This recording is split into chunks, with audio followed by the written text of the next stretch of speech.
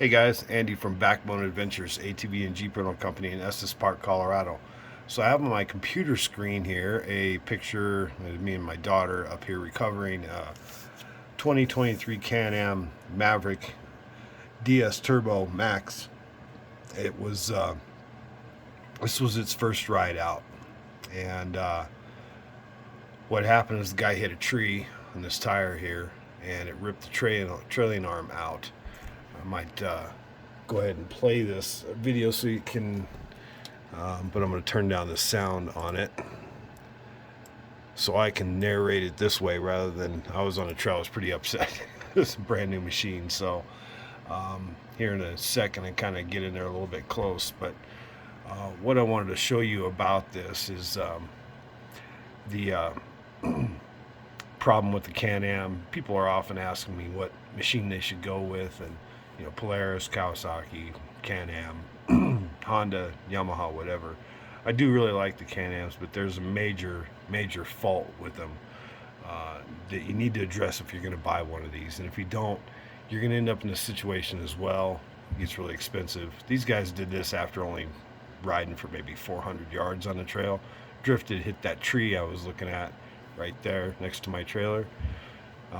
Didn't hit it very hard, actually. So no damage to the fender flare, no damage to the fender. A little bit of damage up here on this cage trim. You can see some bark on this right here on this roll bar.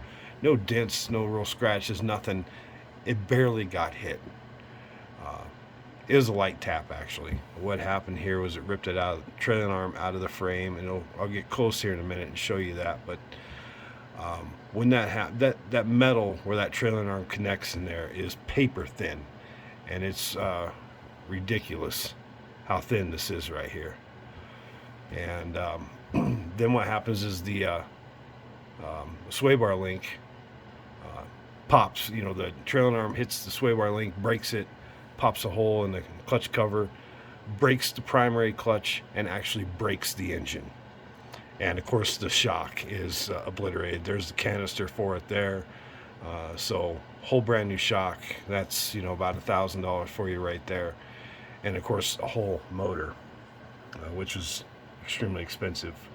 The actual motor case is broken, so you have to get a whole brand new long block. Ridiculous, just because they couldn't get that metal thick enough. I mean, it's just, I've never seen anything like it in a machine before. Easy fix though, go to utvsource.com. They sell the little brackets that weld in place. You just remove this back seat and you can come in from this angle and weld the top, and from behind to weld the outside of it, and then you can catch a little bit of the inside of it. We've done it to all of our machines now. We did 21 machines in one day, just between three of us. So it's pretty easy to do. And we've had tons of these things hit trees since, and no problems whatsoever. But if you don't put that on and you tap a tree, rock, stump, whatever with a tire, this is going to happen to you. So this is a major fault in the Can-Am. As well, you need have a front frame stiffener. The frame is very weak up front. You can get a front frame stiffener from superatv.com. In fact, they sell a whole welding gusset kit that includes this and those back braces. But if you just want to do those rear braces, utvsource.com, you can get those braces, and they're pretty easy to weld in, and will solve this problem altogether. But it is a major issue that really pissed me off, and we lost 2 machines before we got it figured out. And so yeah, that's what this video is about. People are always asking me, like, say, what machine to get, what the problems are. That's the only problem we've really found with Can-Am is frame issues. Polaris is known to have some more clutch and transmission issues, definitely clutch issues. Although the new 2024s are looking pretty good. They made some improvements there. Kawasaki's hold up pretty. They're built like a tank. They're just kind of dogs. The Carex and Talons, I believe, have a servo issue that I can't run those anymore. I wasted some money on those. There's a good shot of the trailing arm that had been ripped out. We had to ratchet it up to get it on, and of course it takes out the radius arms as well. All total, it's about a $7,000 fix for us, fixing it in shop, parts direct from Can-Am.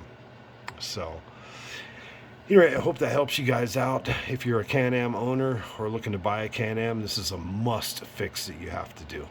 Have a good night.